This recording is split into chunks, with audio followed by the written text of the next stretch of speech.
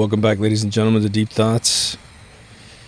Today we're going to discuss something I think that comes up a lot for all of us, both on a personal level and in your conversations with friends and family who are sort of on the cusp of waking up, or they've gone through that first phase of whatever it was that made them start to doubt their world. Right now, the working title for this would be Not Trusting the World. Maybe I'll find a better way to say that. It's a hell of a thing to grow up, isn't it? And to realize that that old adage, I made a whole episode about it, the victors of war get to write the history books. That's not what this is about. This is going to be much more fundamental to that whole thing. I made an episode called Crap Science.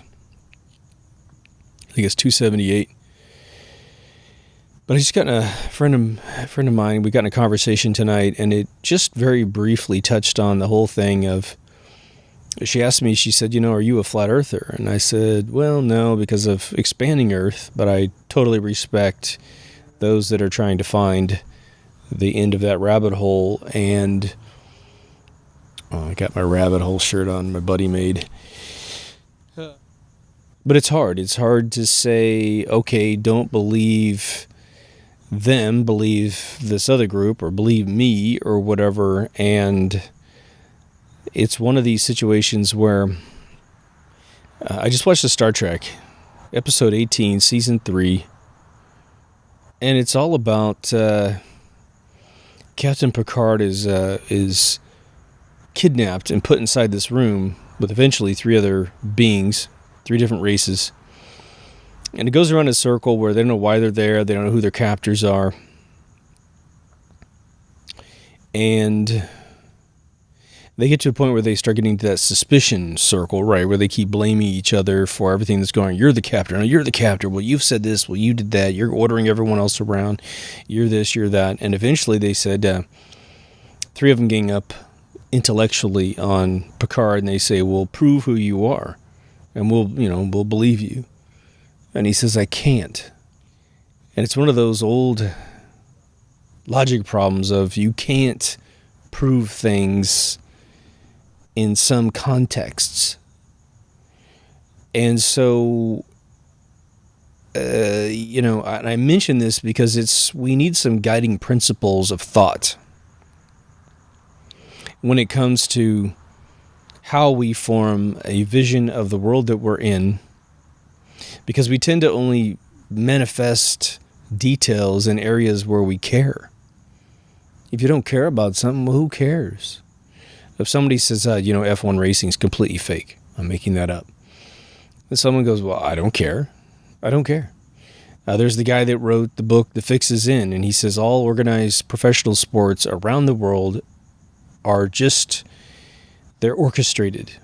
Not like WWF, where every single move's on a notepad somewhere, and they have to be in the right place at the right time to make every maneuver work. No, it's not like that. It's just they know how to curb opportunity. They know how to call plays such that other teams can beat them, or they get beat by them. And the guy talks about, legacy situations that have gone on for 50 to 70 years where referees were, roughed up by the mob at one point, and then, once the jig is up and you bust the mob for something, well, it doesn't mean the crime stops. The CIA studied the mob for 10 years from 1949 to 1959, and then they took over the industry of drug trade and liquefied their pockets with all kinds of untraceable cash. Okay. So we tend to only build up belief systems in what we care about, what we're concerned about. And so to that degree of curiosity, or perhaps in some cases pain, we find more truth, let's just say, if we explore something than if we didn't explore anything at all. We try to solve problems, and sometimes problems really exist and sometimes they don't. But problems can be inserted into your mind out of thin air. And it's really it's really interesting. Sometimes it's super unfortunate. Sometimes it's the mechanism you use to trick your mind into getting something that you want. You know you need to work out. You know you need to work harder at your business. So maybe you put up some picture of something in your life that is a ramification, a good result of completing your goal. If you're a guy, maybe you put up a beautiful girl and on your wall is someone you're never going to meet, but it at least inspires you to work out because you're like, if I get really tight, at least my appearance will provide the opportunity, and if I get my character together, I can have a good conversation. If you're a business person, maybe it's a picture of a beach in Malibu, it's a car, it's something. Maybe it's all the above. And so you manifest these things and you develop solutions to get to your goal. Well, truth is a goal. It's a big one. What we're probably most... Like, if you woke up to something and you just don't have knowledge about it, no one's keeping you from knowledge, let's just say. Quite the opposite. You buy books, you research it, you watch YouTube videos, you do everything else you can. Maybe you go to college, you get a degree in it. You get your undergrad from one college, you get your graduate degree from another one, and you go get your PhD from a third one, just to really round out your thinking. There you go. You have institutions and individuals and all kinds of different opinions giving you their ideas.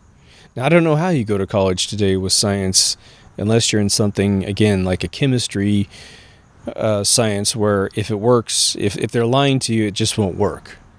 That's the beautiful thing about chemistry. But there's still some physics underneath chemistry which are able to make accurate predictions, but what they're telling you is the cause and effect of the models that are creating those reactions.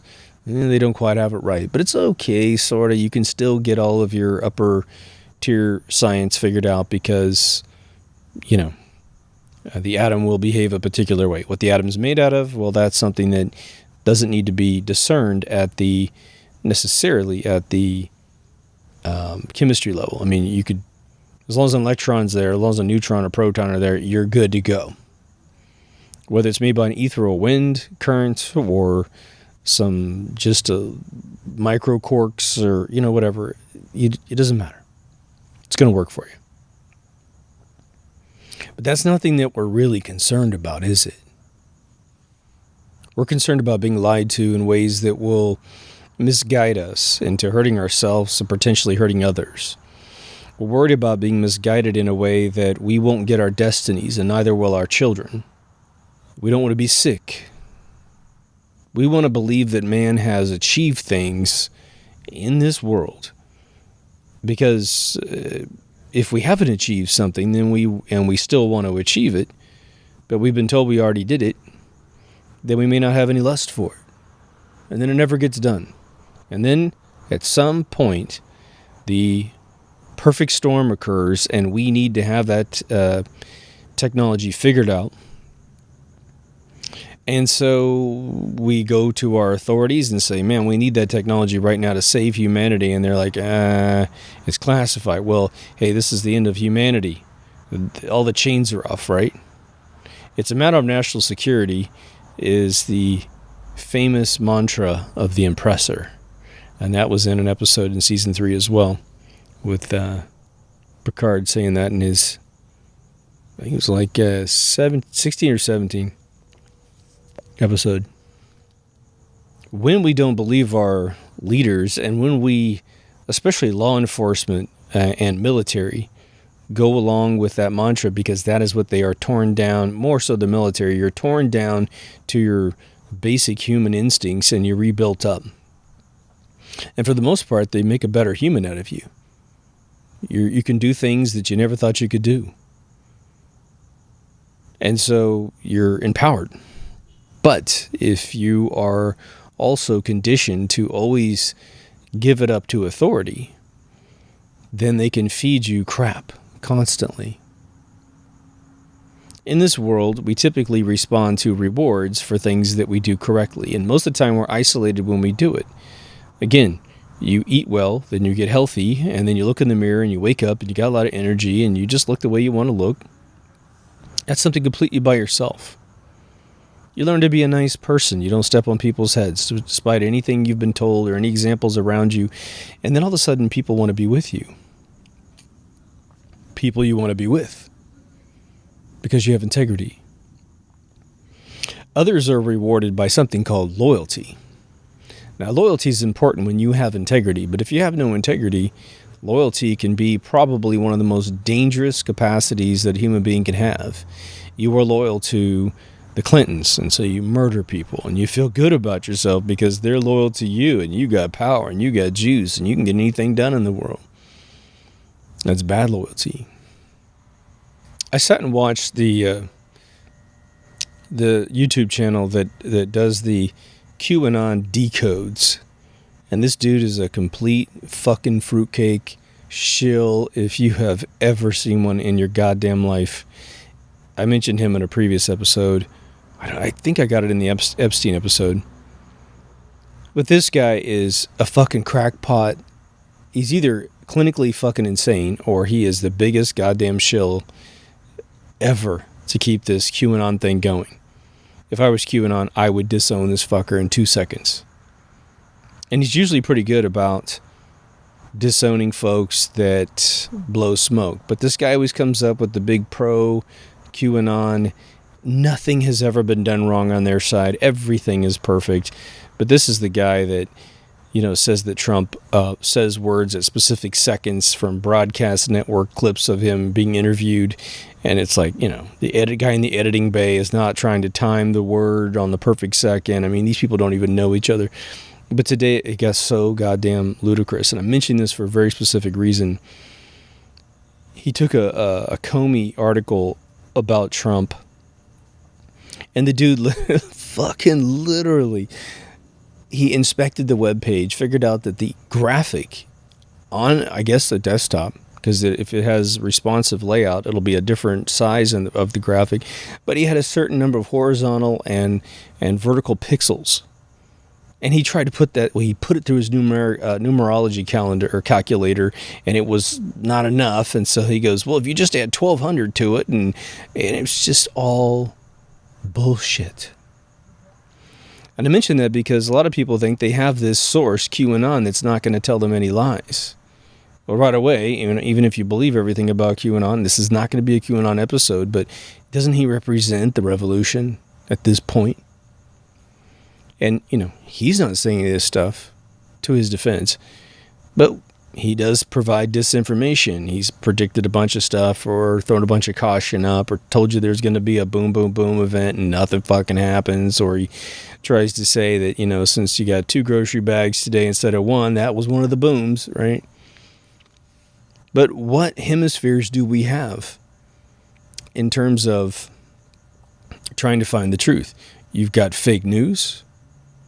I mean, fake news is everything. Every newspaper, every magazine, everything on the internet that is a national or international news network. It's all fake. It is absolute Hollywood. It's wag the dog times wag the dog. I mean, it is unbelievable. And this episode is going to air considerably after these particular events occurred. So bear that in mind. So your official source of information is crap. Your revolution gets co-opted so fast it isn't even funny. And it would, it would be a full-time job, I think, actually, it's actually not so bad. Let's say you're a picky eater. You can ask a picky eater, what do you like to, you want to find out what they can eat. And you say, tell me everything that you don't like. Well, that list is going to be a mile long. So it's easier to ask, what do you like and what do you eat and where do you eat, so that you can satisfy this pain in the fucking ass person. Some people default back to religion because they think, oh my God, this is God's realm. It is completely fucking sanitized. No human beings on earth have the physical capability of changing a word in the Bible. If you try to change a word in the Bible, God will strike you down dead, and they'll find you in the printing press all fucking fried up, and a lightning bolt went through the building and fried your body, and that's how God works. Oh, wait, he doesn't work like that at all. You can make up whatever you want, and if a bunch of people are dumb enough to follow it, or ignorant enough to follow it, God rolls like that. He does. We know it for a fact. You know, a Christian thinks that every other religion is going to put you in hell. They do. And they'll blow a bunch of smoke up your ass that they don't believe that, but they do. In fact, within their own religion, they will say, oh man, you break any of these rules, you don't do this X number of fucking times, you're going to go to hell. Oh, okay. And why is that again? Why are we all fucking destined for hell just at the fucking get-go of religion? Oh, because of original sin. Who told you that happened? The serpent. The devil. He's in the first fucking paragraph of the first goddamn chapter of the Bible. Not literally, but almost, right? He's writing the fucking story, brothers. Man extorts heaven to man. Yeah, that's how God works. Yeah, I'm going to put a bunch of fucking pedos between you and me, and if you don't go through the pedos to get to heaven, well, you go to hell. It's like, okay, dude, if these pedos are your right-hand men on earth, then perhaps you are the devil and not God at all. Maybe God's just sitting right here next to me. Maybe if I was ever in a vacuum from God, I wouldn't exist, and therefore, since I do exist, I am in the bosom of God constantly, and I need not fucking apologize for anything. Just follow common law. Don't hurt anybody else. Don't be a douche. Have some integrity. Make your word your bond. And let's go on to the next fucking journey, shall we? What has been hidden in the tomes of religion all over the world, typically, unless you're in some radical weird book, is wisdom. Ways to survive. What the elders of our world did before we became completely fucked was that we found out things that gave us benefits, perhaps even health benefits at some point, but definitely operational ammo, mode of operation, prosperity. Hey, don't cheat on your husband or your wife. Don't go sleeping with someone else. Don't covet. Don't steal. Don't murder.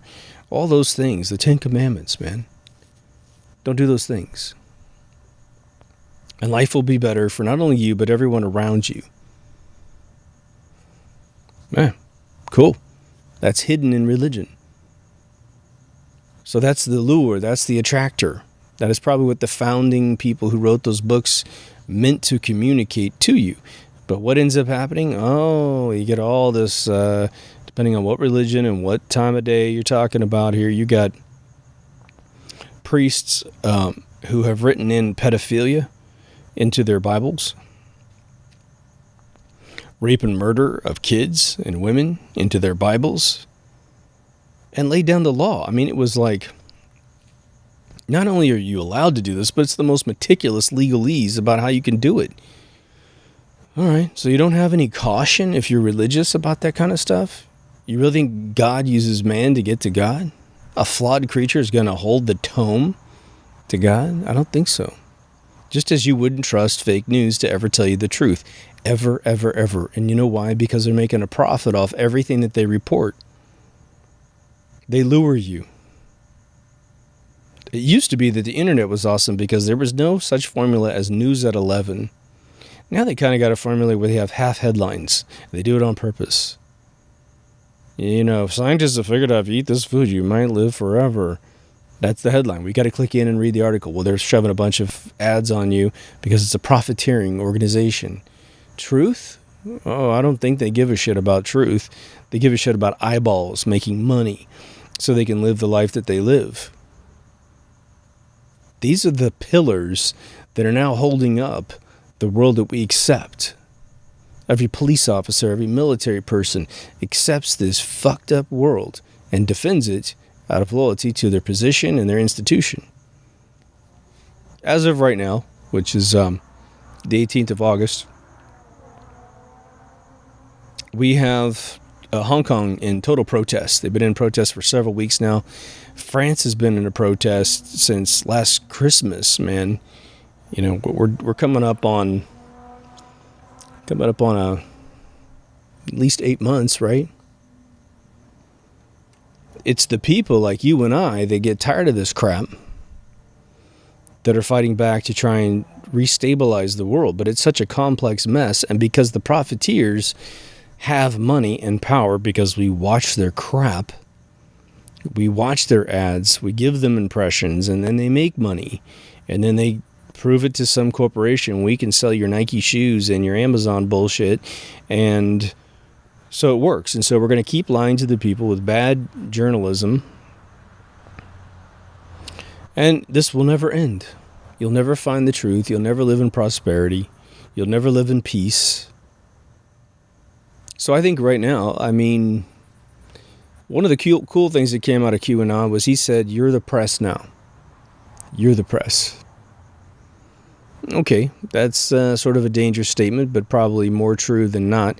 The press, that by saying that the citizens of the world are the press, that's a fantastic evolution back to the way it used to be. But the problem is we still allow our governments to spend billions of dollars, high plural, for Army Corps of Psyops, all these intelligence agencies that organize all these mass shootings and then cover it all up, really killing citizens of the world to adjust the overall opinion and narrative of things. And it appears that you can have one political group manipulate those agencies to look the other way. Because if these mass shootings, which are, really killing people, but they are heavily orchestrated, events, if those organizations can operate underneath the fabric of truth, and our FBI can't catch them, there's no investigation of any kind, nothing. That teaches you about the relationship between the two hemispheres of what is supposed to be your protector versus who is de facto your enemy. College professors. Let's see. You have great teachers in the world, and I will tell you where your great teachers are. They're usually K through 12. Usually. Some in college. But once you get into upper graduate degree stuff, you start getting into your tenure professors. And it used to take you a long time to get that status. Now it's pretty quick, because that way you get protection by the unions, unless you're in a private college. But what do? Well, they hang on to their education from when they were kids, when they were technically babies, under 25 for most of them. Maybe they got their PhD between 25 and 30, but they're stunted evolutionarily speaking, because they spent their entire lives inside educational institutions instead of working in the real world, dealing with things that they don't agree with, finding out that a bunch of things that they were told that work in a book don't work in real life. They're told that things are popular that aren't popular, like computer languages or certain social trends or what have you, political views of some sort. They're insecure, as everyone is in the world nowadays, because there's no retirement for anybody. If you're enjoying a retirement situation, you even have a plan for a pension or whatever, you're lucky as shit, right? Where are the most reliable, retirement packages in the world? Well, if you're willing to make military your career, they have a great program. If you're willing to be a police officer for your whole life, they're willing to make a good program for you, as they drive by my house here. Government institutions have the only real decent pensions on planet Earth. Period.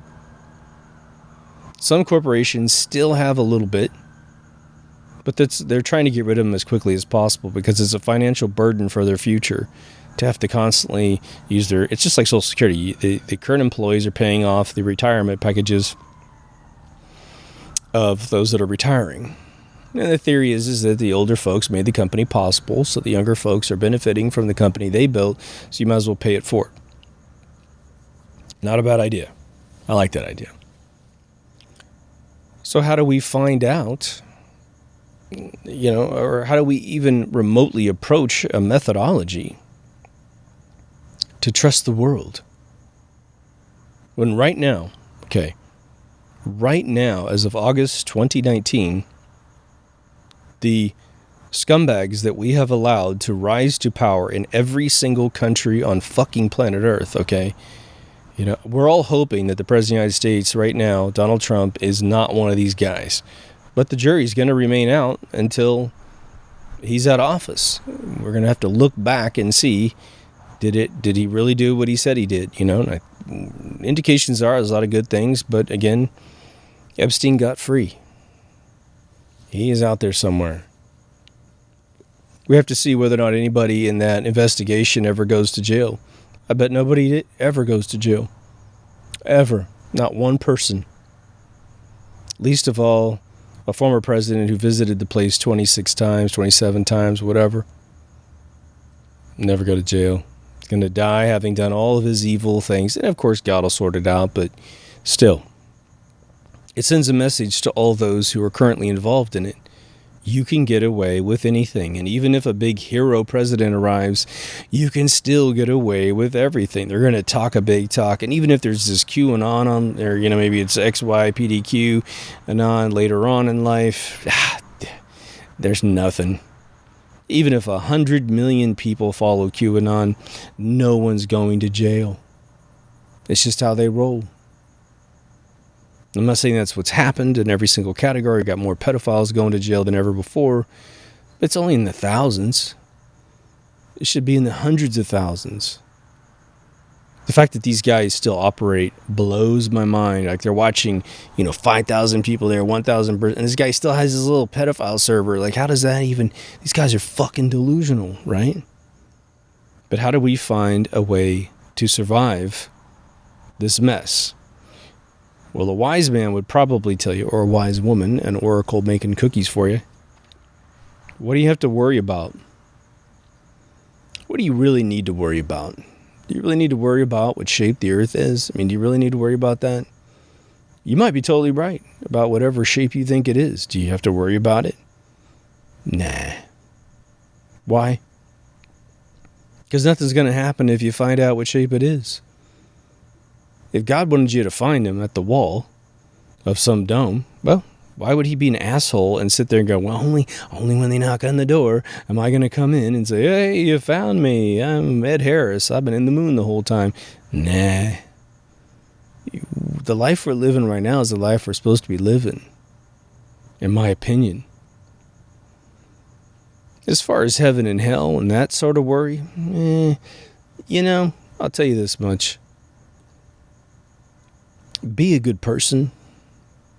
Help other people. Don't forget to help yourself, man. You got to help yourself first. Your life will fall apart if you neglect yourself and help others all the time. It's always happened since the beginning of time, and you will find people that are really good at pretending to be in trouble sometimes because they know that you'll do their laundry or you'll give them money or whatever. And they'll just milk you dry. You might die thinking that they were legit, and you'll find out after death if there's any truth that was bestowed upon you. You were played your whole life, and your whole journey was sort of wasted. So just keep your ears perked up. Discern things. Take some breaks for yourself every once in a while. You're the one that's going to die in your deathbed. No one else is going to die in your deathbed. So what are some of the big lies? Or I should say categories of lies. I think one of the biggest ongoing lies has to do with the fact that we live better lives today than we lived in the past. I think that's categorically a bunch of bullshit. Now, can you reach back to fixed moments in time where there was a plague, there was a war going on, and life sucked? Sure. But And you might be able to say, well, I got a TV today, and I got a heating blanket, and I got a car that goes, I got a car in general, right? I can get on a plane and fly around the world and go all these different places. And if it was 1850, I wouldn't have any of that. And so life would suck back then. It'd be great today. I was raised in Kansas, like I said, and one of the things they do when you're a little kid in Kansas is when you're in your K through 6, which at the time was grade school, they would read us prairie books. Some of them are fictional, and some of them were based on true stories of people's lives. And you got to hear literally the daily churn of a life in the mid-1800s in Kansas and in other states in the Midwest. And what that did for me personally, I can't vouch for anybody else, but what that did for me was establish the fact that these individuals lived very satisfying lives. One, at the end of every single day, whether you were a woman or a man, you went to bed at night easily because you were tired, you worked your ass off, but you also had this sense of accomplishment that was phenomenal. Whatever you did, it's what you did. If you raised kids, it was rough. If you were a farmer, it was rough. If you're a blacksmith, etc., anything, it was rough. But that was the standard, so it didn't seem any more difficult than anything else you could have picked in life. And even though Europe might have been way more advanced in certain areas of construction, they lived in better homes or whatever, while people were literally building towns in the 1800s all over the place in the United States and living in, cold cabins and, bears they had to worry about and all that kind of stuff. And, Paris might have already had, gorgeous buildings and high rises and castles and all that other kind of stuff. Regardless if you lived in a big castle, you still had to go do things and hunt food and take care of all the same things that we had to take care of. We had outhouses. They crapped out of the side of their castle, But they didn't pay any income tax in 1850. No tax at all. Because that's the way the founders designed the country. You pay a lot of taxes, so you work your ass off for something and it gets taken away from you. They didn't have that. Life had rules, life was simple, tiny communities behaved because if they didn't, you were kicked out of the community. And now communities are so huge you can behave badly, and Christ almighty, if you even get caught, it's a fucking miracle, right? They told you that we died early. I've said this 100 times on the show, but, women supposedly died in childbirth all the time. It was like everybody died at 30, But if you go look on YouTube, you can look up videos of people. I think it's in like some of the first videos ever shot. I think they're shot technically in the 20s. It has sound, and you get to see all these old people. Everybody's in their 90s and 80s, late 80s and 90s. Some people over 100. They're celebrating birthdays of women over 100. You know what they do? They get them out of their wheelchair and they dance with them because they can dance. Oh, yeah, they're not doing the jitterbug and all that stuff, but they can still move around. I saw a video of a woman hit 103 and they got her out of her chair. They talked to her for one thing, and she was completely lucid. I mean, she was animated lucid, not, like, I'm barely talking. None of that. Totally talk normal. But families in the Midwest had anywhere from 10 to 20 kids a pop because you wanted as many kids as possible, wanted to populate your country, but to farm your land. Well, where are all these dead women from giving birth? My God, we don't have that many kids today with modern hospitals. And these women were just having children inside homes. Oh, yeah, you're killing it today. Killing it today. We have cars, and that's great. Mm-hmm. If you ever meet a horse, and I mean really meet a horse, imagine your car becomes your friend. It is your companion. Horses are awesome. You get to know a horse, and they're super brilliant beings. As soon as they see you, they start to whinny, like from far away. They know you're coming. Sometimes because you have some food, but most of the time they just want to be brushed and pet, and they like to be ridden, and they dig it, and they have a sense of purpose. That was your car back in the day.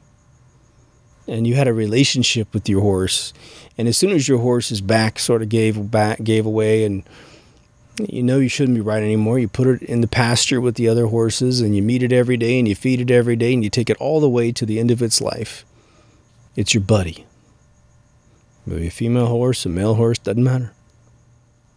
In the 1850s, you worked for yourself. Talk about job satisfaction, man. You worked on shoes, you worked on farms, you put up fences, you paved roads, you built houses, whatever it is. You worked for yourself. Single income household, which was destroyed in the 1970s. Imagine that. You could live off the income of one parent.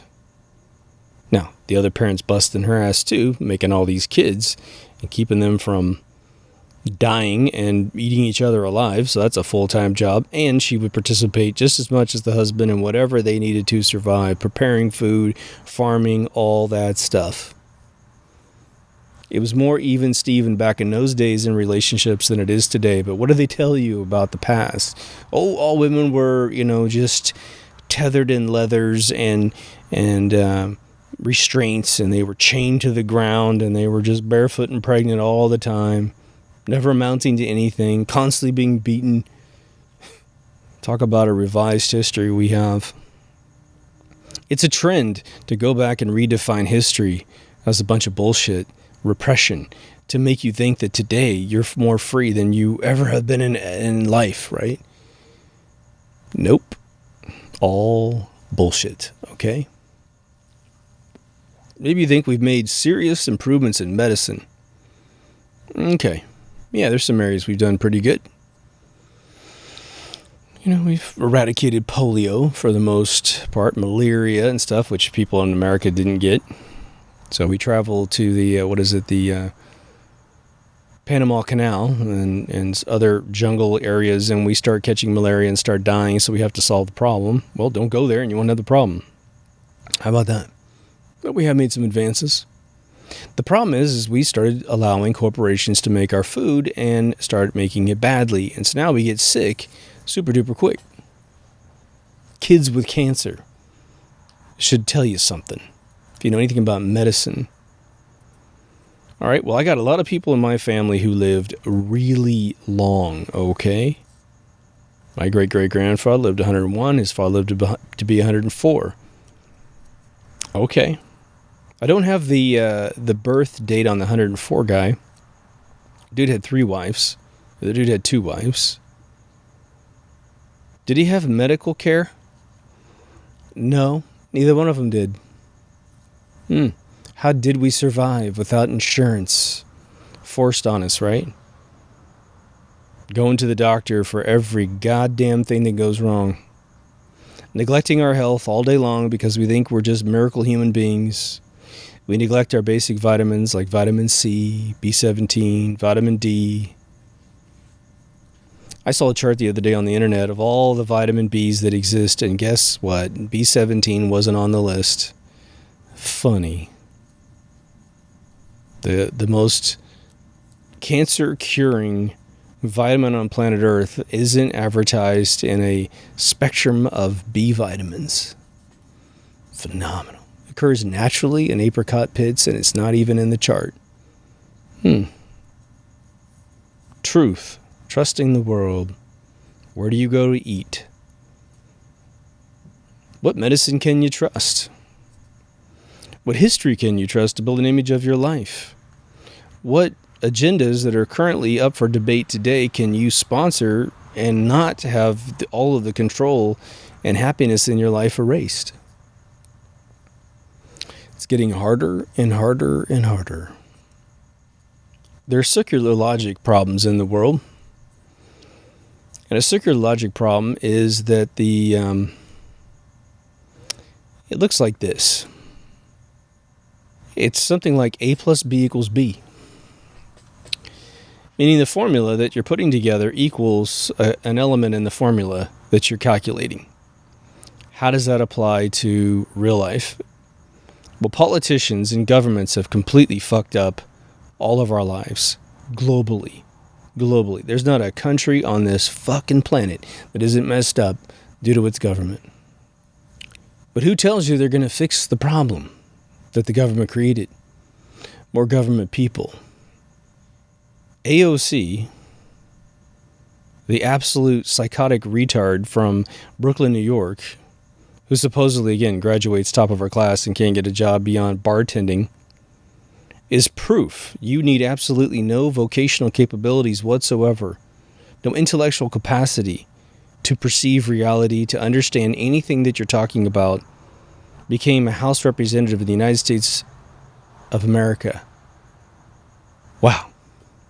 Omar, the chick who married her brother and faked his credentials as a different man, smuggling herself because her family did it. All of her members of her family got out of Somalia because it was so fucked up, comes over here and takes a giant piss on our country. And everyone's outraged because Trump says, why don't you go back to that fucking place you came from if you like it so much?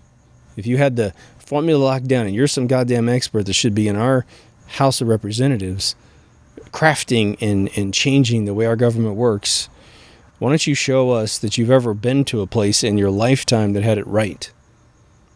Because you, of all people, are certified as the antithesis of that requirement. It's easy to become a politician because it requires nothing more than a vote to become a politician.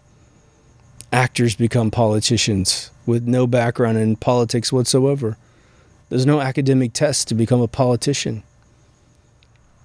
When you go get a job, do you just walk in the door and they say, oh, you're breathing? Well, here's your job. Here's your big fat salary. Nah, doesn't work like that, does it? You probably wouldn't hire someone to do the most minuscule thing at your house, mow your lawn, fix a toilet, unless they had some perceived talent in that area.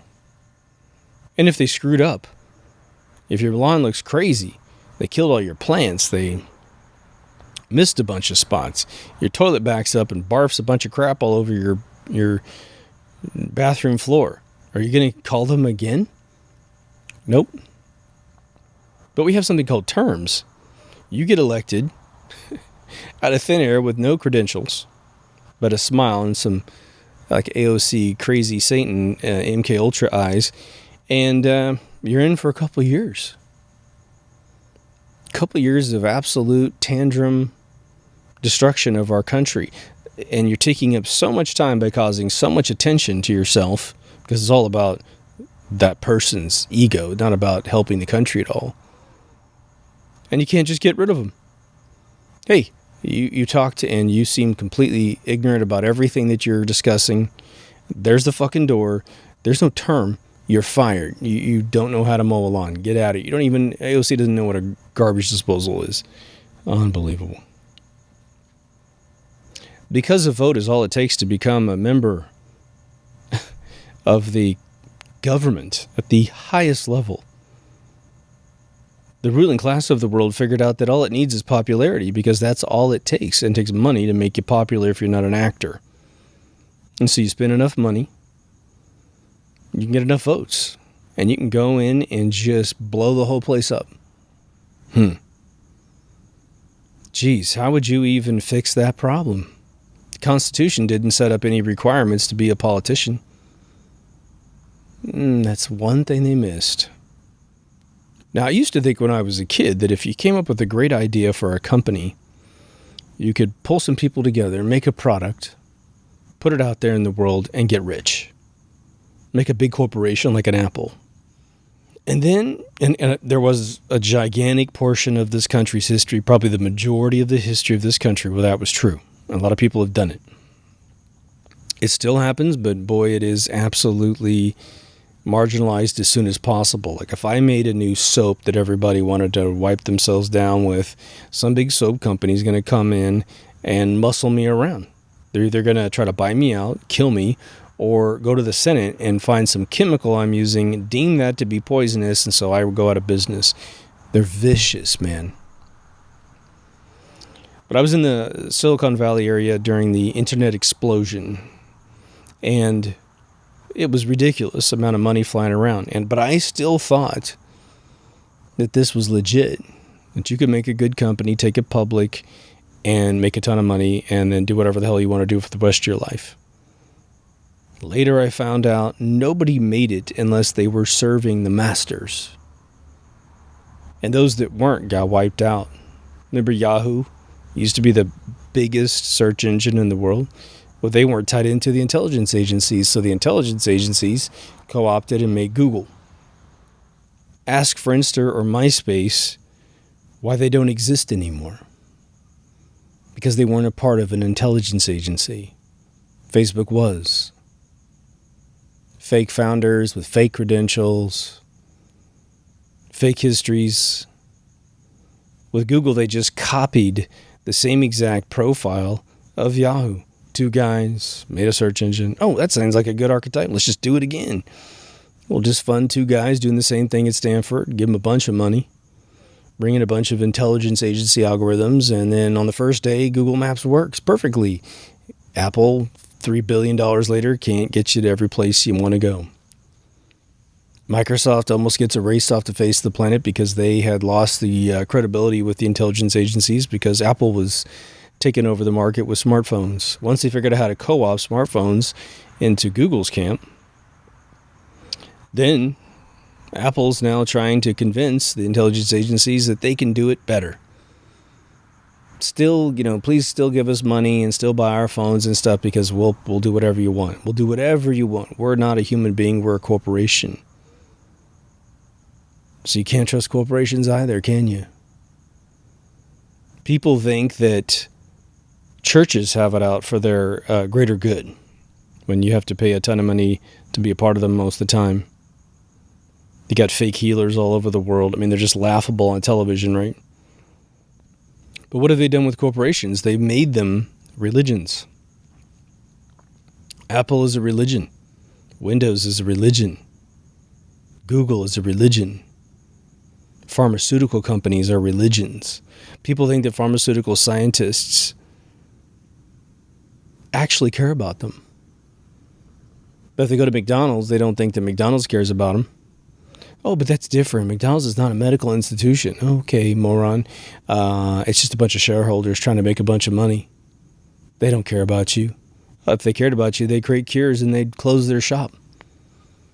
Go on hiatus until another cure needs to be created, but they don't even try to create cures. I was in that whole camp, man. They used to laugh about creating cures. Go see my episode called Big Pharma in Season 1. Now, part of me says, look, just worry about your little circle of life because 99.9% of your life is just right around you. It's your friends, your family, your current, devotion to work and whatever, your personal projects, your philosophy of the universe.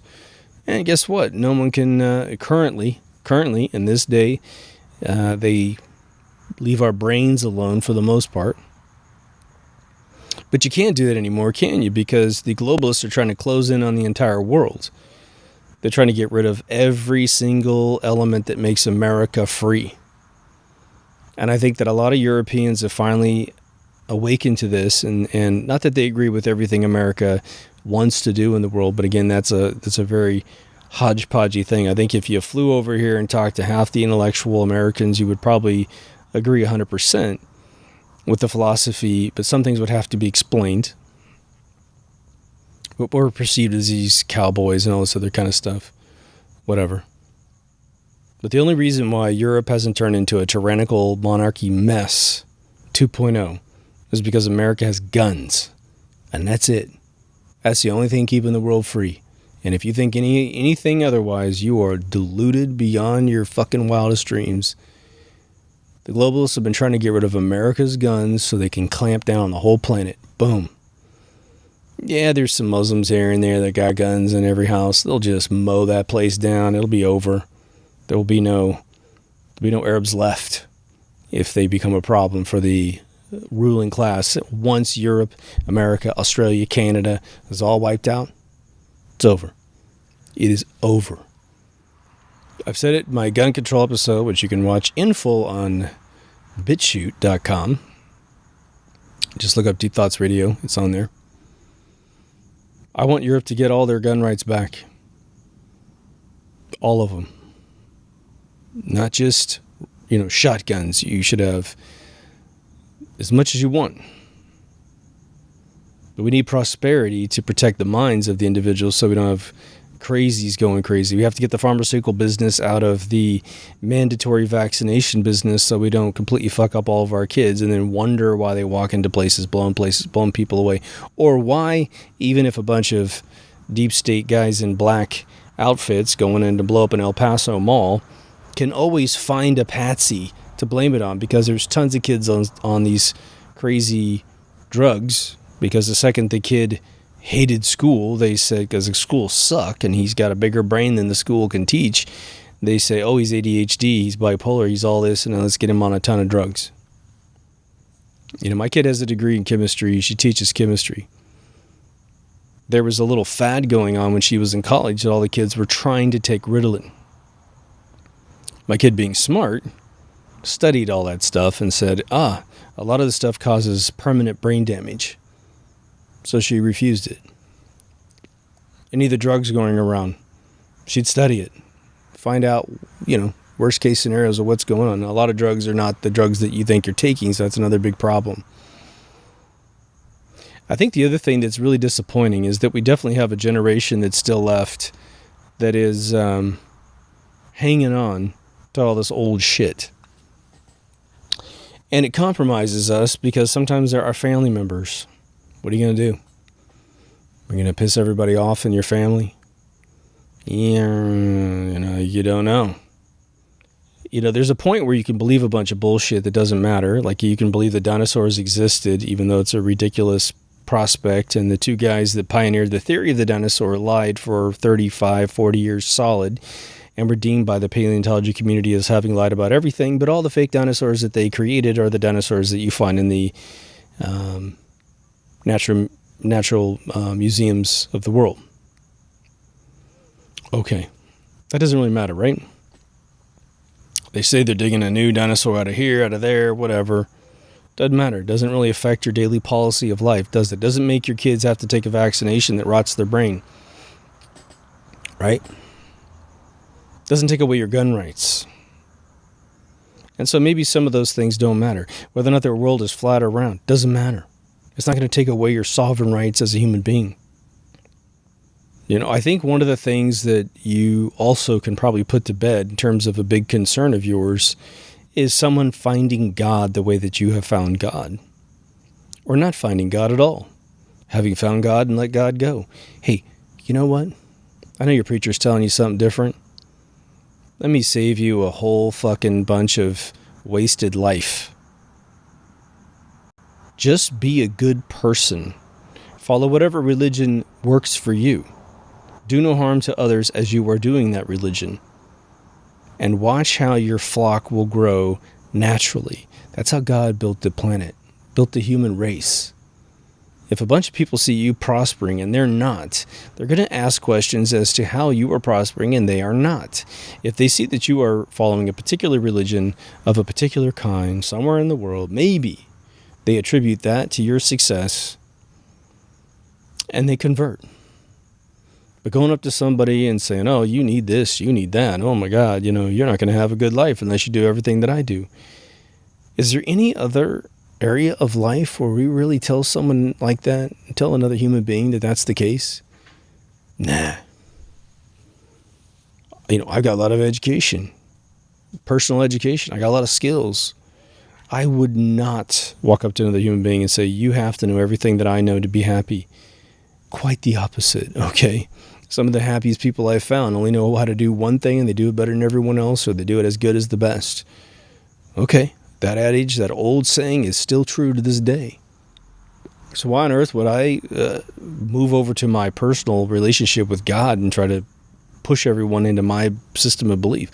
My system of belief with God is probably so utterly complex that if I had a gun to my head and I had to itemize all the different factors that contribute to my relationship with God, I would have a bullet through my head before you know it, because I couldn't possibly articulate the, 45 years I've been doing this. Maybe less, 40, 30 years, I don't know. It's too complex to communicate to another human being, and the Bible's just a bunch of broad strokes. Now, people will have stories when of which they'll disagree with me, where they've been saved by another human being, or they've saved somebody else. But you know what's really going on there? It's not what it sounds like, and it's not what you thought it was. These people were ready to change. These people were looking for something. They were there thirsty for the drink from your cup of religion. That would have happened had you not reached out to them. They were already looking for a paradigm change because they hated their life. They paid the price.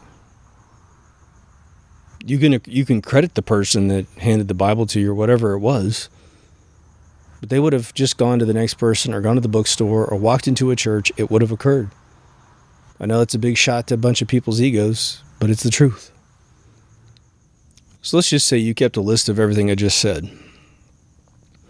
And you're not really interested in hearing more details on the problem because that's pretty obvious. Even before I started this episode, you completely understood everything I just said, and you would have assumed I would have talked about this, and you were completely correct. And I only touched the highlights of the problems. You're a solution person.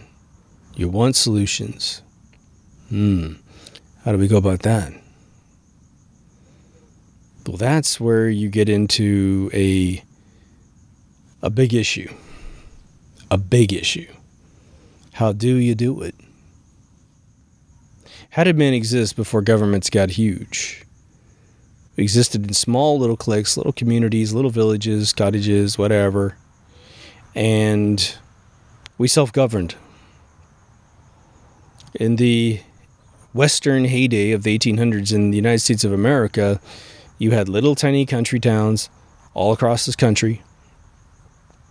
As you entered a particular town, they would post their most discerning laws on a board as you walked in. If they didn't want you to have sidearms, it would say. If they didn't believe in drinking, they would say. And you could either go in at your own risk and violate those laws and probably end up dead, or you could obey or go around. That was it. But eventually we realized that some of these towns were sort of out of control. Some of them had no rules, and there was a lot of deaths and a lot of crazy stuff that ended up occurring in those towns. And so we felt like, well, we should probably just blanket an entire region with at least some minimal laws to make sure that we can at least trust that if we go into any town in, say, Kansas, that, Dodge City being the giant problem in Kansas, that at least we wouldn't worry about getting shot in the head in a saloon, however that's going to work, or whatever the problem was. If someone was caught stealing from someone, there's an immediate solution to the problem. Maybe you have to do a quick draw in the middle of the street. Maybe you just get hung by your fucking neck in front of everybody. Your name gets disgraced. Maybe that's enough. The Scarlet Letter, right? Maybe you get thief tattooed on your forehead. Burned like a brand. A deterrent. So we go through all these chaotic phases, these hardcore, draconian sort of changes until we form a country. And then we have federal law and we got, state laws. Now what's interesting is a lot of us have contemplated, the fantasy scenario. Okay, you're in charge. What do you do? You're in charge. How are you going to fix things really quickly? Well, immediately you know that it's not all about you. What they've said to you is you get to make the rules, but you have a side problem, which is the rest of the population agreeing with your ideas. You could create literally what you think is a great law on the first day of being the president of the United States or whatever country you're from, chancellor, prime minister, whatever you call it. And your people come and they lynch you because they hate that particular rule. Maybe you didn't explain it well enough. Maybe it's just a really bad idea. It's what I call social inertia. Change freaks people out in general. But you also have public relations groups that are hired by corporations to sway opinion. I think the easiest way to see this, and the way most of us see this, is there's a layer of evil in the world that is caballed together.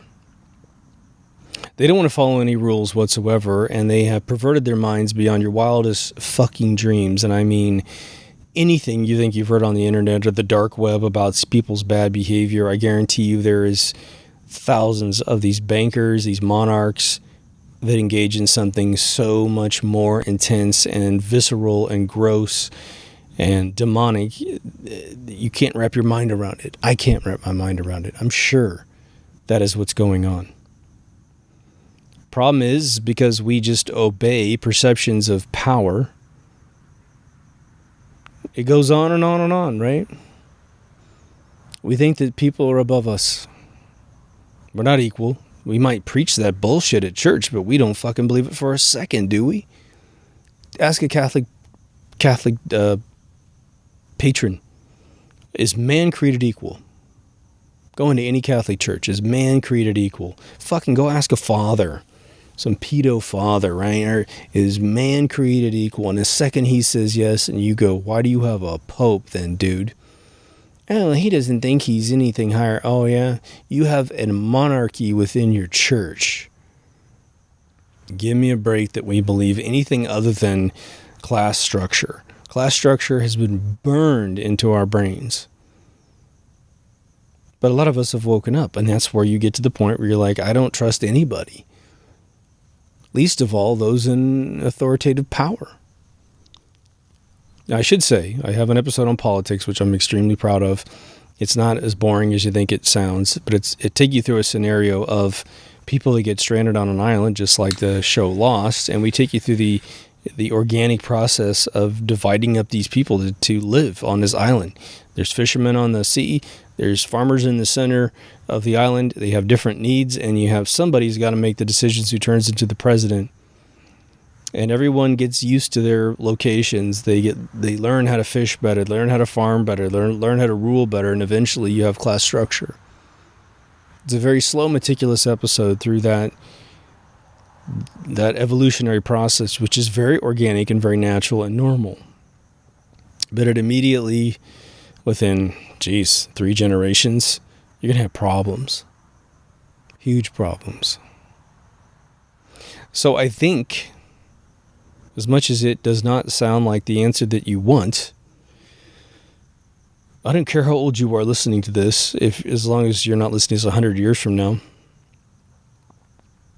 No matter how old you are, if you're alive in 2019, in your lifetime, you will never see the utopias that we have probably had in the past or enacted in some fictional TV series like Star Trek.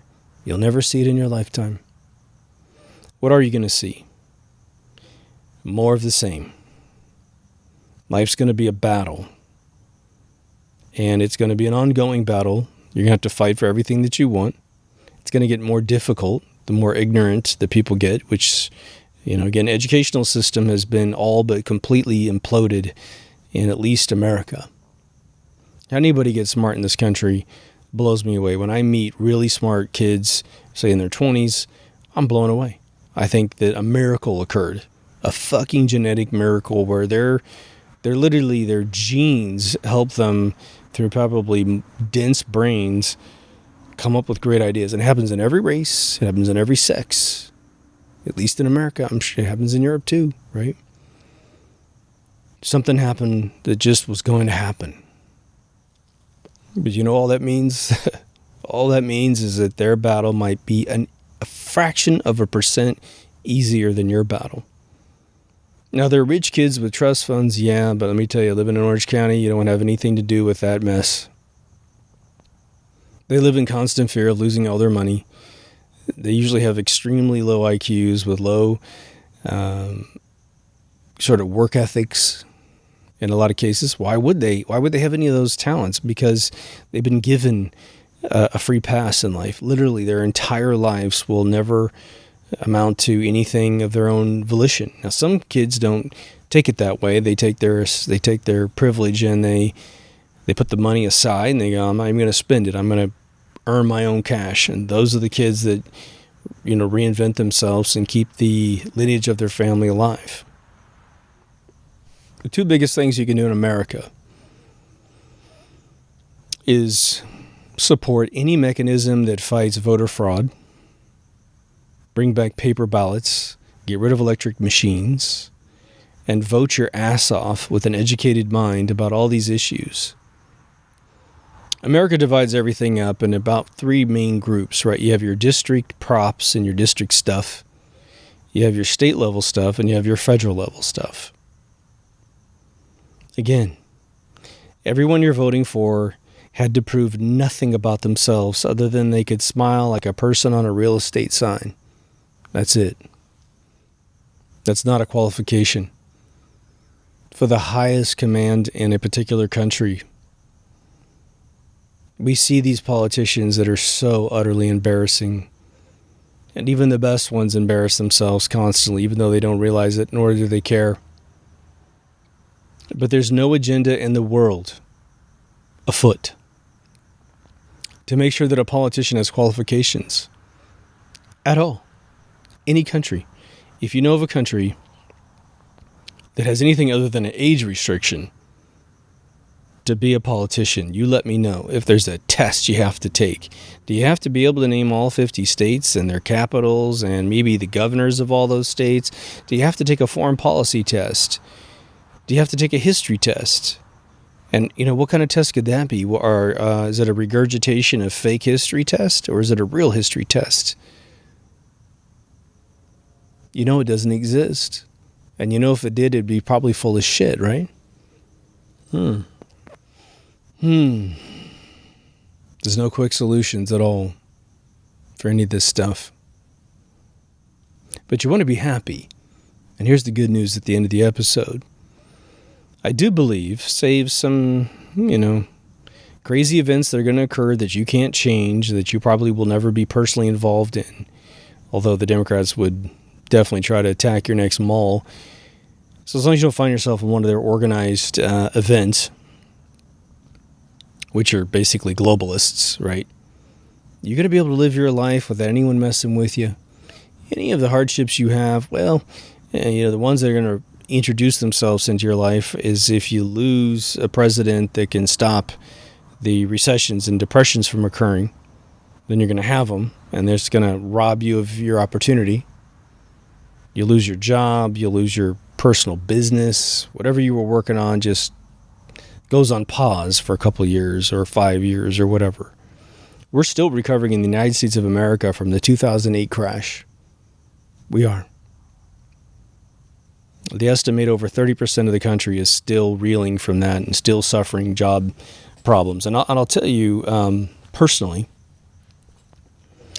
that recession hit at the end of 2008, and I was 11 years younger when that happened, okay? So if it takes 11 years to truly, we're not even fully recovered yet. Let's say it takes another 4 years to recover from that thing. Well, geez, I'll be in my 50s. Well, so the world is booming where I live, but now age discrimination will come into play. Maybe I'm pretty healthy, but if I was a normal, cheeseburger eating, fluoridated person, and maybe I'm getting really sick or something. And so by the time the economy recovers, I'm not physically fit. But what about the people that were in their, let's say that you were 60. You don't get to retire until you're 75. But the funny fucking thing about retiring at 75? Go and try and take an interview at 60. Go try and take an interview at 65. Where are you going to get a job at those ages? Unless you live in a little town where people go, oh yeah, Joe over there, man, he can fix your car better than anybody. He can build your house better than anybody. Unless you live in a little town where your rep is so heavy that you can get a job. If you're in the big city, oh my God, you got to move. You got to get out of here unless you can find someone to pay your bills. But let's say you're 60 in 2008. It's 11 years later, and it's just starting to come around again. So you're 71 now. So you've had the last 10 years of your life. You're getting, age discrimination. You're literally unable to get a job, but you have the skills because the recession killed the last 10 years of your life. You go into your 70s and you get ill and you pass away. used to be that you'd have like your career of choice and then your backup plan. If you want to be a comedian, well, you better have a nice trade skill, on the back end of the deal to pay the bills until that takes off. And then maybe that only takes off for 10 years. I got raccoons back there. So one of the reasons why continual education is going to be a gigantic thing in the 21st century is because you're going to need to be able to fall back on 4 or 5 different things. Unless you want to work for a fast food place. Again, as long as it pays your bills and you're happy, man, you're winning. It's really all it takes. You don't need a big high-status job. That's bullshit. Eventually, you won't care about how fancy your car is or necessarily how fancy your clothes are and that kind of stuff. And I think that one of the sad facts that's coming up for the kids today is the following. Because even before the education got completely obliterated, kids were basically conditioned to live with their parents for as long as they possibly could. I mean, a young male living with his parents in his early 30s is hardly a fucking surprise these days, right? So they're delaying their entry into society as a truly fully functional adult. And then they get in it, and by the time they try to get a job, maybe they have the skills, maybe they don't. But because of the way this country frowns on age, okay, so now you've reduced your maybe from 18 years old to 50. That's where you're going to really be able to get most of your jobs that you desire without anybody looking at you funny. Depends on, 40s can start screwing with you pretty much too. But now you've shortened it by 10 years, maybe even more, because it's going to take you a while to get caught up. Today, unfortunately, a lot of kids graduate with bad educations. I talk about it all the time in the think tanks and stuff that I'm involved in. It's like, it's super duper bad. Employers are really just blown away about how ignorant these kids are when they come in to get a job. One, they expect to get the job, and two, they expect their salaries to be enough to live a decent life, even a better than decent life, because there's a lot of Instagram pictures out there, right? Instagram so fucks with people, man. Like if you follow a bunch of, these 1%, and I'm not saying 1% from the old banker 1%, but the 1% of people that truly have found their niche in life, and you follow them, and maybe they're inspiring too, and you get your game going and you get up there, then great. That's fantastic. But a lot of people are unhappy because they're shifting their desires to something that, one, doesn't matter, and two, they can never achieve because they don't have the willpower to go get the skills to get it going. There's a reason why so many of my episodes are about the fortification of you personally, from your social issues with people and betrayal and trust, from getting back up, taking charge, being self-educated, how to become an artist, how to write a movie. All these things I'm showing you guys in these episodes are very strategic because I think that, only some of you are interested in the screenwriting stuff, but those of you who are really interested in it, and that's huge. You're going to have to get tough to live in this world. Most of you already know that. But it's never going to, put it this way. If you're ever able to get to a plateau where you think you've got it, you got a formula that makes money and is never going to be taken away from you, one, double down, triple down, quadruple down to reinforce all of that. Because it can be taken away from you, most likely. You could get everything and get sick, which is why you got to eat well. You have to be skeptical of the medical industry. Don't go to the hospital every goddamn time you get a sniffle. Because they're going to give you stuff you shouldn't be putting in your body. My relatives who lived a very long time didn't put a bunch of crap in their body. Hence, why they lived a very long time. I made an episode on trends.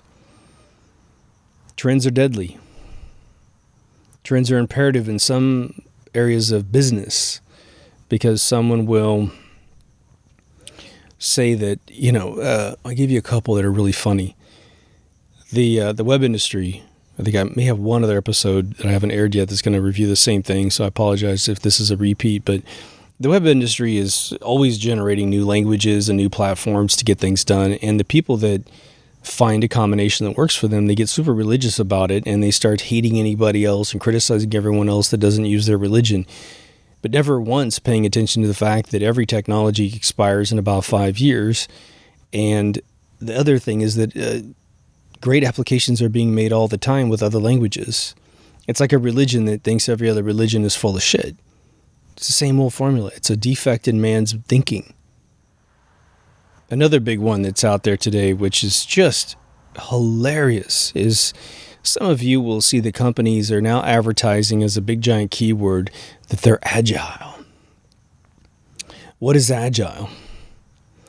Agile is basically a formal word for you know how to manage a project from start to finish. There's a couple little things that they do. It's two Japanese guys in the 80s that came to America and said, why are Americans really good at managing projects? And then they looked at one of the companies, looked at several companies, and distilled out a way.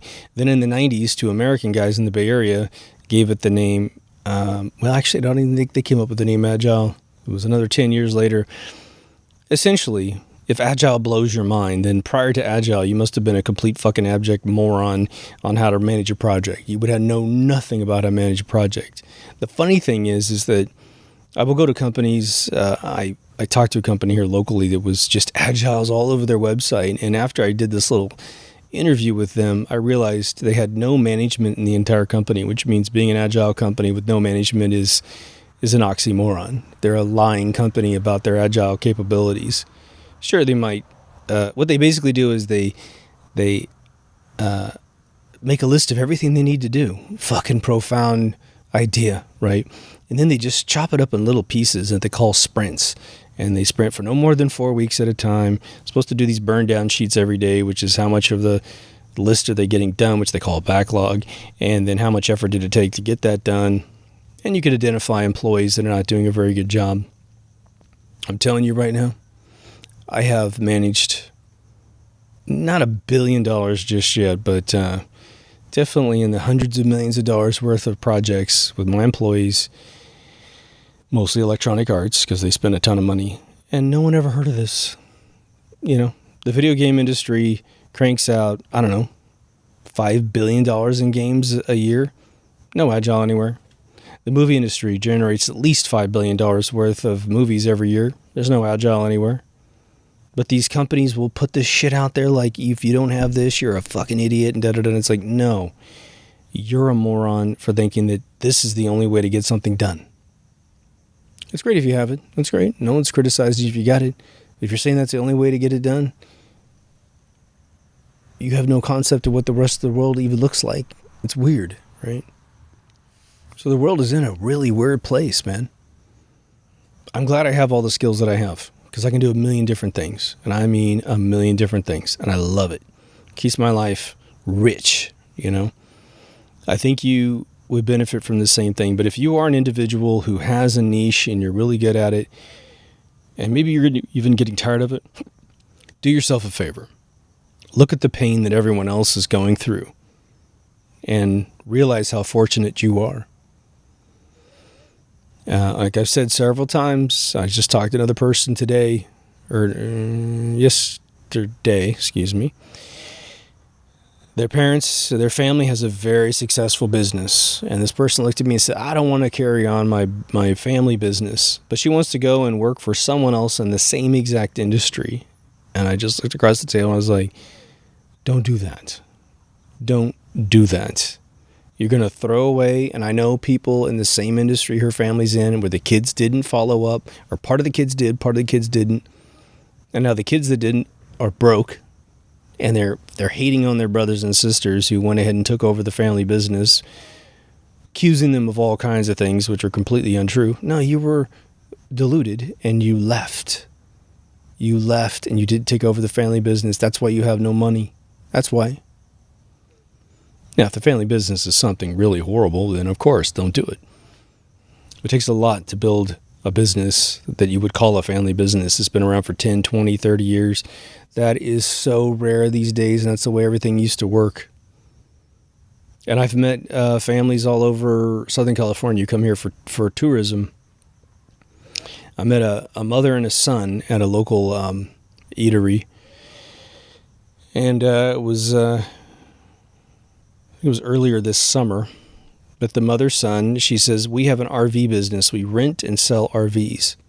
So some people might think that's super white trash. They're in Vegas. And the son was there, and she says, my son is taking it over. My other son's already been working for us for a really long time, and the family's going to pass it down to one generation. And that kid was so happy to take over the business. And I looked at the kid and I said, you are one lucky kid. I'm so glad you're happy to take over this business, because that is the right thing to do. You can add more businesses later, but keep the core business going. Didn't have to tell this kid anything. He was already on board. It was awesome. So if I name this episode something to the effect of not being able to trust the world, then here's the final judgment from your humble narrator in his backyard at 12:14 a.m. Don't trust the world. Don't trust any of it.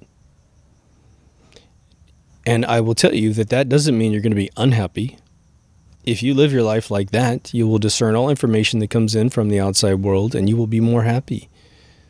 You won't be happy with individual decisions that people make, but at least you will be happy in your little microcosm that is your life.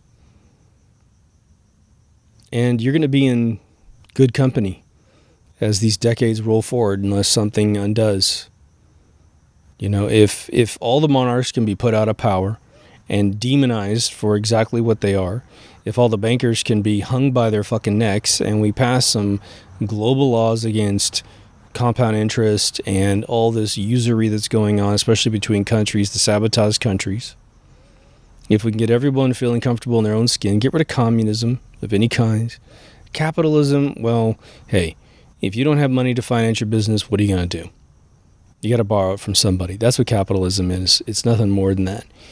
Balancing the distribution of wealth, well, your only solution to that is education.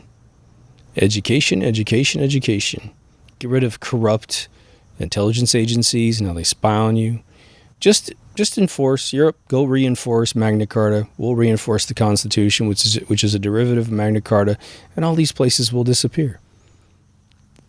Do we need to know that aliens exist? Nope. Do we need to know the world's flat? Nope. Do we need to know whether or not we went to the moon? Maybe if we want to get rid of a lie. Other than that, we're good. We're good. Let me know what you think in the comments, because this is a very volatile, complex briar patch of thinking that I have never heard anyone give a dissertation that would constitute a solution in my eyes. If you haven't been to deepthoughtsradio.com, please go. There's 2 video, 2 audio, 2 social media, 2 ways to donate to the page, channel, whatever. There's a all remastered season 1. So just get into the search field, search on whatever you want to talk about. You'll find all the videos there, but also look at the categories, because they're already pre-categorized for your viewing pleasure. Until the next episode, take care of yourself and someone else, and I will see you in the next Deep Thoughts. Over now.